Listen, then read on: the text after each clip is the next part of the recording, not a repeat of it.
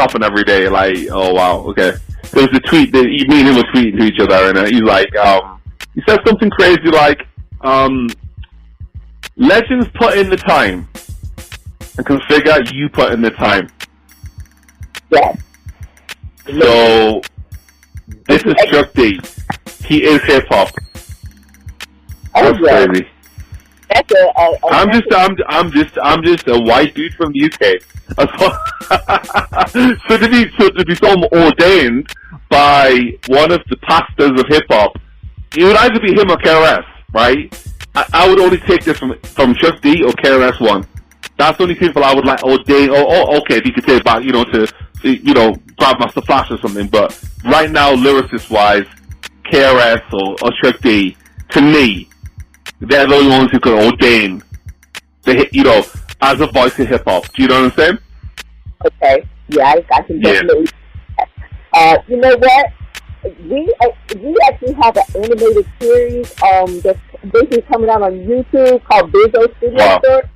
Funny, but one of the stories is about Chuck D. And you got to see it. Wow, okay.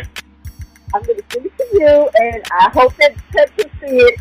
But Bizzo happened to meet Chuck D because his son and his, I think, his child as well, either went to the same school and wound up going to a sleepover and he didn't even know it. Wow. Oh, wow. That's awesome. Yeah, man, I've got to check that for sure. It's a really dope story, for sure. No doubt. Whereabouts are you based again? Whereabouts are you based? You said what now? Yeah, where you represent now? Whereabouts you broadcast now? Oh, we're coming out of Augusta, Georgia. So, Georgia. Oh, okay. So you're in sort of Atlanta area. Speech, Arrested Development, and Rock, and all these crazy Killer Mike, all these crazy. Because people attribute Atlanta to like mumble rap and all these terrible people. Like I say terrible, but to me they're not good. 21 Savage and all them kind of guys. I've read you now lives in Atlanta, whatever. But there's a load of great MCs bubbling out of Atlanta. Like I said, Killer Mike, Speech.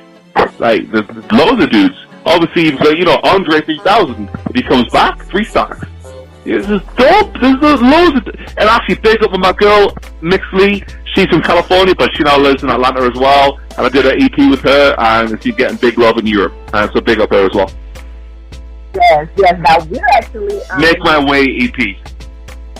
Yes. We're actually in Augusta, Georgia, so we're actually in the home of James Brown, where he came from. Oh wow! So away from that's fundamentals of hip hop, right? That's literally James Brown. Everyone knows hip hop came from James Brown samples. It's just a fact. Absolutely, yes. So that's how we representing down here. And also, you also hold a PhD. That's right. And you wrote a doctoral thesis on the intersection of hip hop culture and ethnicity. Can you tell us some findings that you came across while writing your thesis? Just some things that really was like, you want to say.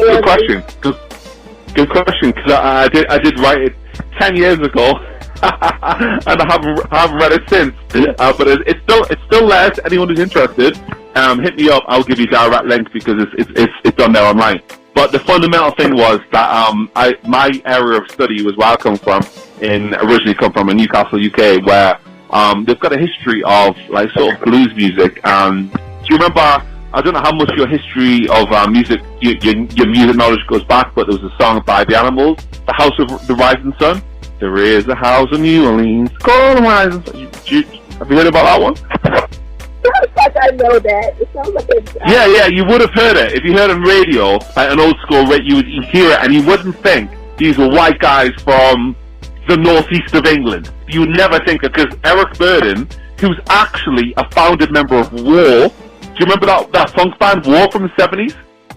Well, I was born in 78, but I heard of them. So I was born in 79. So I'm even younger. But I just know, I just read and look. But yeah, but a white guy from where I come from, he was like, he got obviously, started with blues and made it into funk. He got accepted in America, lives over there now. Actually, another dude, the dude from Iron Maiden, not Iron Maiden, what's the other one called? AC/DC, who my dad knows. He's like the lead singer of AC/DC. Like, Brian Johnson comes from my city. Sting comes from where I come from. Sting. You know Sting? Yes. Right, all these dudes. You remember Status Quo? There's a band called Status Quo. And, but they were from where I come from. They were worldwide guys as well. But anyway, besides the point, there wasn't a big hip-hop scene there. And, I took it upon myself to look at, the white appropriation of, black music in white areas, such as Newcastle. So, fundamentally I found, that, through people I know and stuff, and people I was researching, is that there was a core of white people, because back in the day, there was shipbuilding opportunities, there was mining opportunities, there was all these kind of opportunities open to them, which had been closed by the government, by the person called Margaret Thatcher, who we no longer talk about. She closed all of that shit. She destroyed the economy. So, from that point on, we had guys who, their parents went into a trajectory of employment straight away. They didn't have that.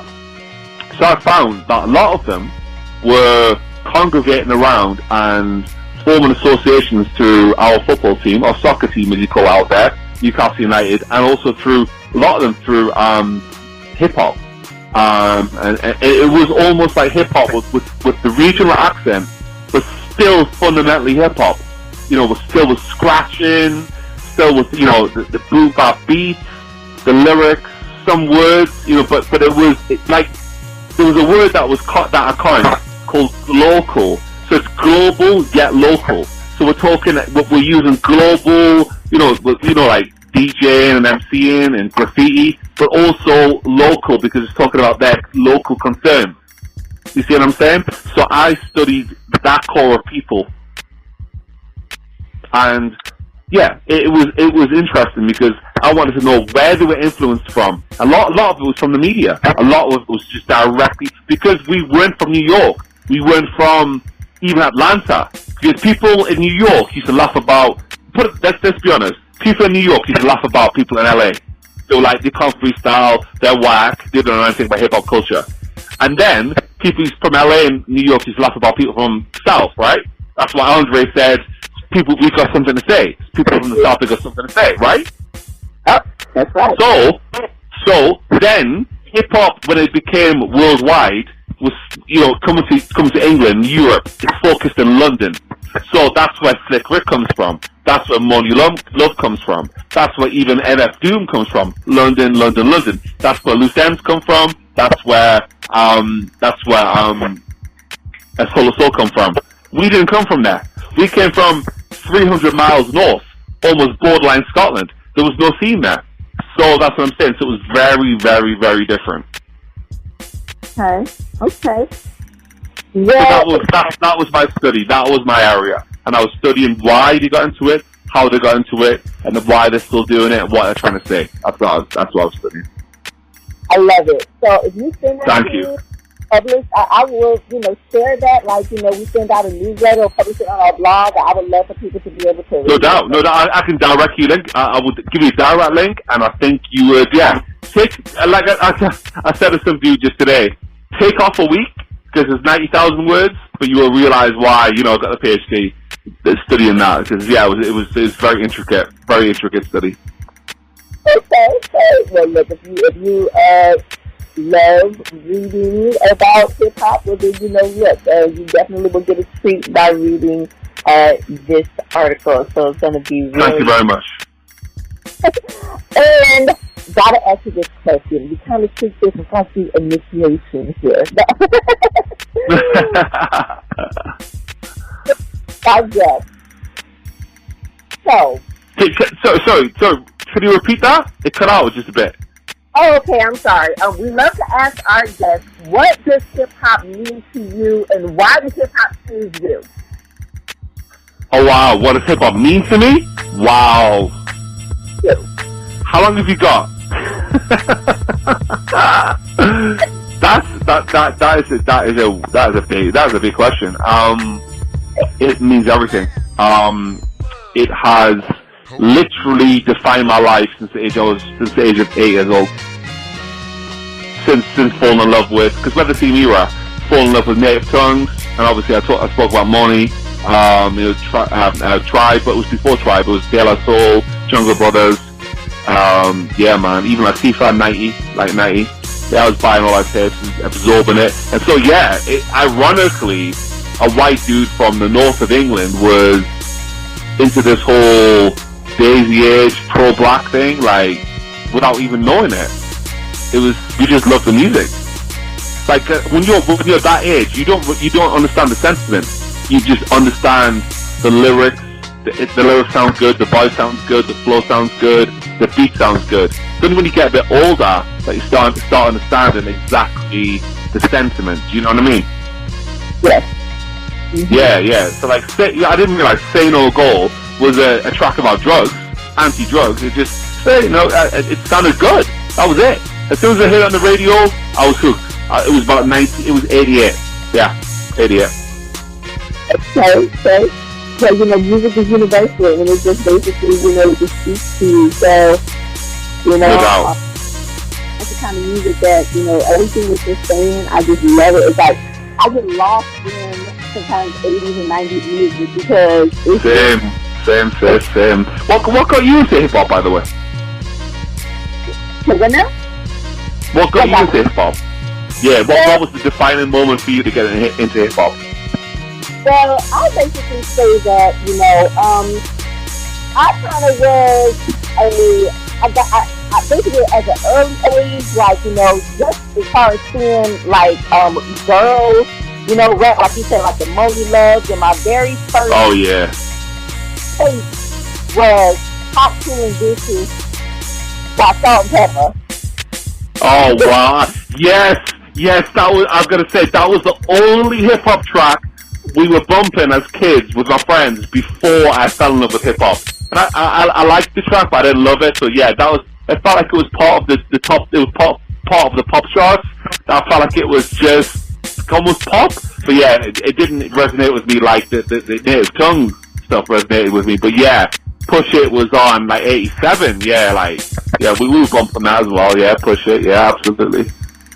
Yeah, so basically as a kid and just looking up to them and, seeing that girls could be into too, I never was, one to say that I used to like attitude and things like that, but I was never. Yeah. Who's your favorite MC? Who's your favorite female MC of all time? Wow, of all time, that is a That's a loaded question indeed. Oh. But I like to hear it's better to hear from a female than a guy. But actually, big up my boy Hostile, because we did a track called Who Paves the Way, and we gave it up to a whole song to female MCs, shouting them out. From Shyrock to Money Love to Yo-Yo, everybody. Lauren Hill, everybody. Yeah, so big that up. The video is on YouTube, so everybody can check that out. But yeah, I want to know, who is your favorite, let's go back to the question, who's your favorite female MC? My personal ever, I kind of would say, and I'm not saying that this person is better than anybody else, because as far as like the realm, there's just so many, but just as far as what was on my playlist, and when I got into it, because I kind of I went from kind of hip-hop, but then I kind of really got into R&B, and then I got back to hip-hop, kind of like more than my... So really, Lauryn Hill was my girl. Oh wow, yeah, a lot of people say that. El Boogie, yeah, she could do everything. I'm still bummed out that she did one album. That was it, one proper album, but a solo album. But yeah, man, she resonates. The only person still to this day who could flow lyrically and sing like that. Nobody else has been able to replicate that. Nobody else can rap. Because Mary J can rap to a certain extent. but she's not Lauryn Hill. She can't rap like Lauryn Hill can rap, and you know what I'm saying? Like it's not the same. And yeah, L Boogie was just leagues above anyone else.